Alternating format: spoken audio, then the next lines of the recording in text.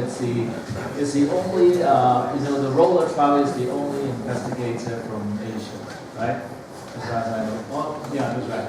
And so that is speak for robotic TME, kind of. Thank you. Thank you for the kind introduction. However, my task is really tough. Again, thank you very much for having me in this wonderful symposium, Chief and Professor Arun. My mission was I should stand on the robotic side, but I don't want to stand on the robotic side. I just want to give you an introduction. So like Professor Sakai is to help you to make a right decision, appropriate decision. Most of my slides is the overactive.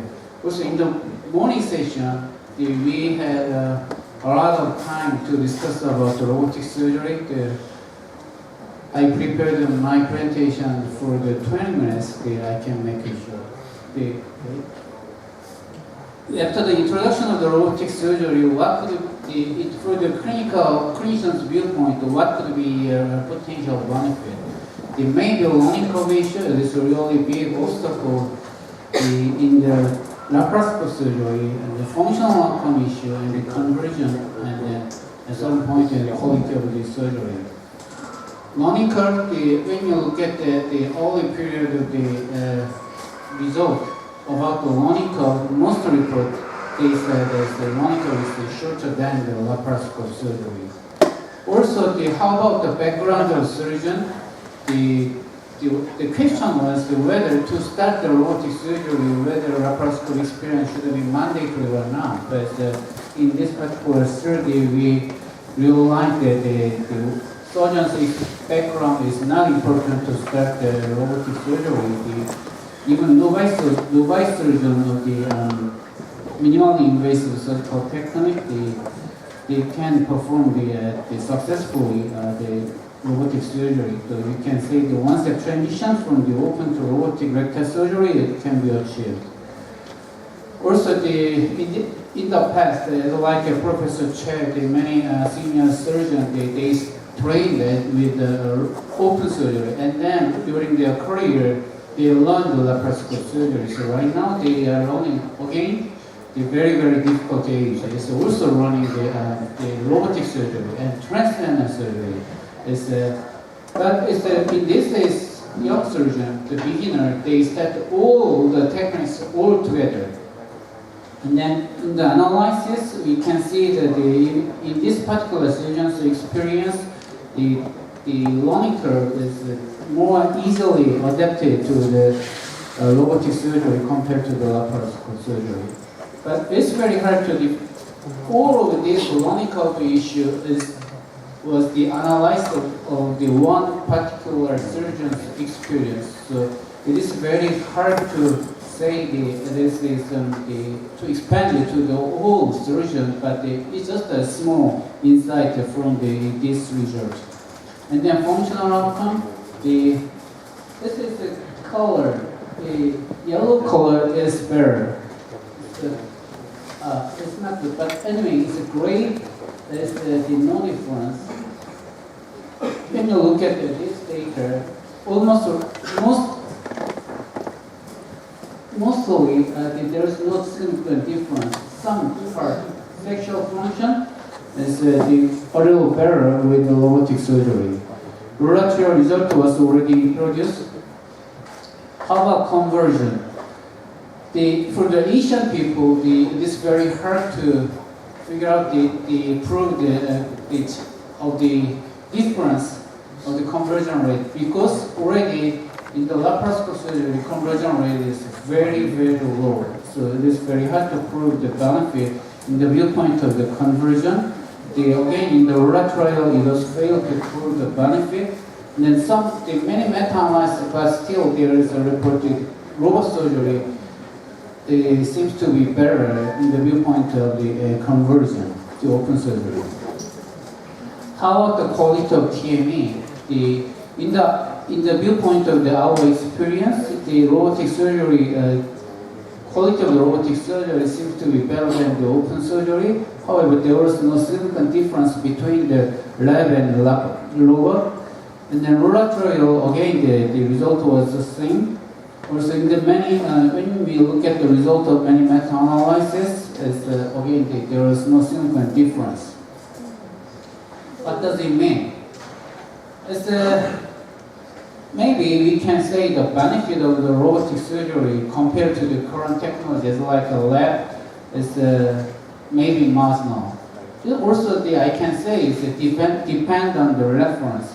Compared to the open surgery, definitely robot surgery post-operative outcome is much better than the outcome from after the open surgery, because it is not the benefit of the robotic surgery, it's the benefit of the minimally invasive surgery, as like a prostate cancer. Also, in case of a novice surgeon, maybe robotic surgical technique that would be helpful to shorten the learning curve and the easy adaptation to for the minimally invasive surgical technique.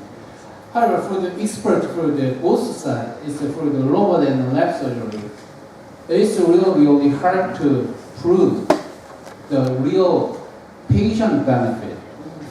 Because when you think of the cost issue, after the robotic surgery, patient have to pay a lot of money. So we have to explain why they should pay such a big money. It's very hard to explain about that. Okay, sorry. This result was, this study was shown by Dr. Lee.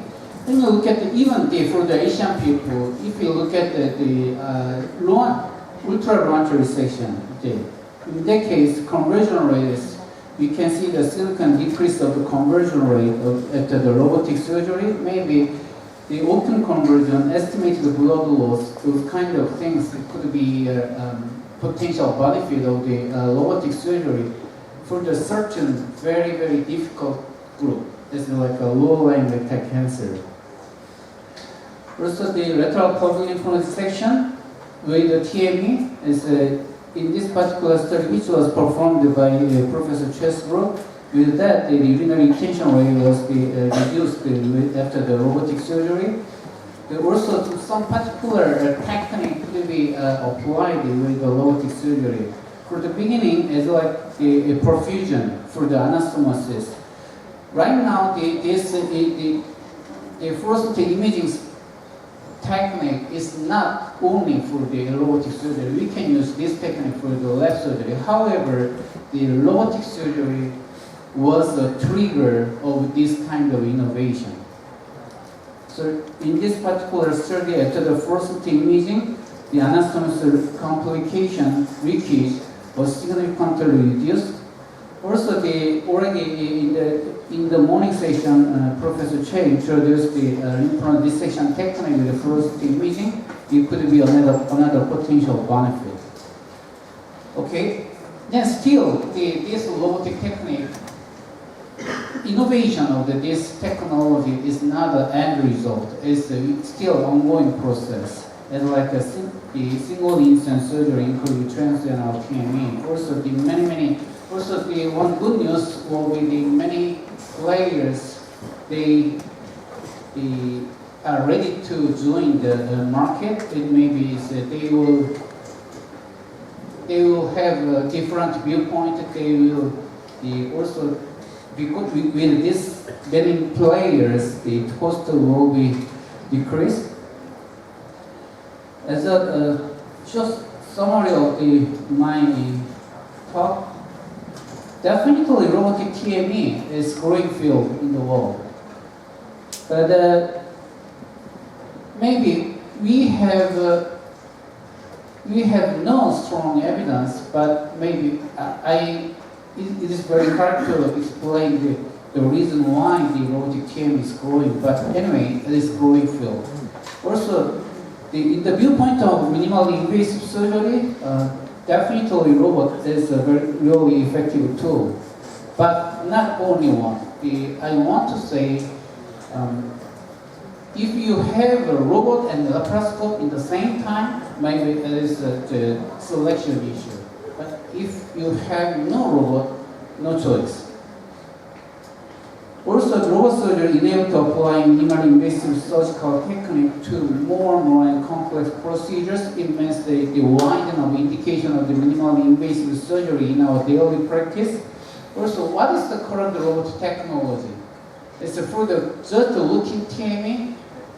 I don't want to say robotic TME is better than the laparoscopic surgery. However, I think we are right now on the bridge to somewhere. The change of the operation sector would be continued with the innovation of the technology. Right now, our operation is experience-based surgery. From the experienced surgeon, we will learn their technique. But in the future, maybe not only experience-based surgery, it would be data-based surgery. Maybe there is a robot machine for our surgery will be a tool for the data-based surgery. Thank you very much for your attention. Thank you so much. This three of all the speakers.